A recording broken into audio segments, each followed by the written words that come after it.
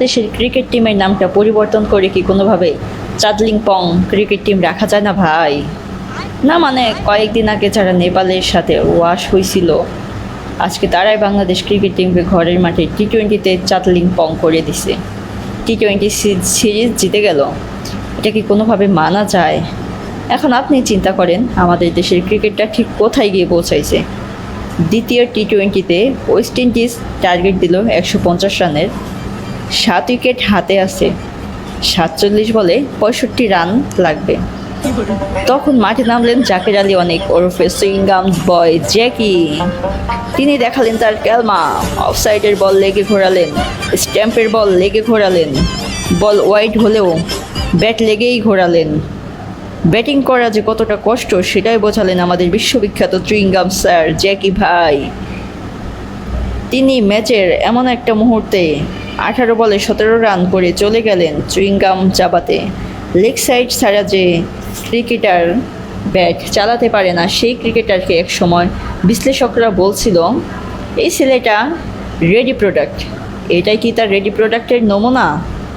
তবে জাকের আলী অনেকের আগে অবশ্য আমাদের ঢাবিয়ান বয় 14 বলে 12 রান করে চলে গেছেন রচনা লেখার প্রস্তুতি নিতে। তিনি আবার খুব ভালো রচনা লিখতে পারেন, যতটুকু খেলতে পারেন তার থেকে অনেক অনেক অনেক বেশি রচনা লিখতে সে পছন্দ করেন। একটা সময় তাহিদ হৃদয় অনেক ভালো ব্যাটিং করত, সিঙ্গেল বের করতে পারত, কিন্তু সে এখন সেটাও করতে ব্যর্থ হয়। জাকের আলীর পর মাঠে আসলেন ভাত শামীম, মানে শামীম হাসান পাটোয়ারি। তিনি ম্যাচের এমন একটা ক্রিটিক্যাল মোমেন্টে 2 বলে 1 রান করছে। 2 বলে 1 রান, 2 বলে 1 রান করে উইকেট পেয়ে ভাত খেতে সে চলে গেছে। তাহলে এখন আমাকে বোঝান মিডল অর্ডারের ফিনিশারের আসলে কাজ কী? যদি ম্যাচের গুরুত্বপূর্ণ সময়ে আউট হয়ে যায়, মানে যার যার কাছে চলে যান, তাহলে ম্যাচটা কারা জিতবে? রিশাদ আর তানজিম সাকিব তারা কিছুদিন বোলিং করেও তোমাদের সাহায্য করে, আবার ব্যাটিং করেও তোমাদের সাহায্য করে। তাহলে তোমরা ক্রিকেট কেন খেলো বলো? টাকা পাওয়ার জন্য? দেখো ভাই, টাকা কামানোর অনেক পদ্ধতি আছে। এভাবে দেশের ক্রিকেটের গোষ্ঠী ষষ্ঠী না মেরে অন্য কোনো পথ বেছে নাও। 6 বলে রান দরকার 21। মাঠে কে আছে? রিশাদ আর তানজিম সাকিব। তারা এই ম্যাচ জিতাবে নাকি? এই ম্যাচ জিতানোর দায়িত্ব ছিল ভাত শামীম আর চুইংগাম জ্যাকির। এই ম্যাচ কেন হারছে এর উত্তর যদি চায়, তাহলে বলবে মাঝের সময়টাতে ডট বল খেলাও, অফসাইডের বলকে কাজে না লাগাতে পারায় ম্যাচের কাল হয়ে দাঁড়িয়েছে। শুধুমাত্র এই ম্যাচটা না, বাকি ম্যাচগুলোতেও সেম একই অবস্থাতেই হারছে।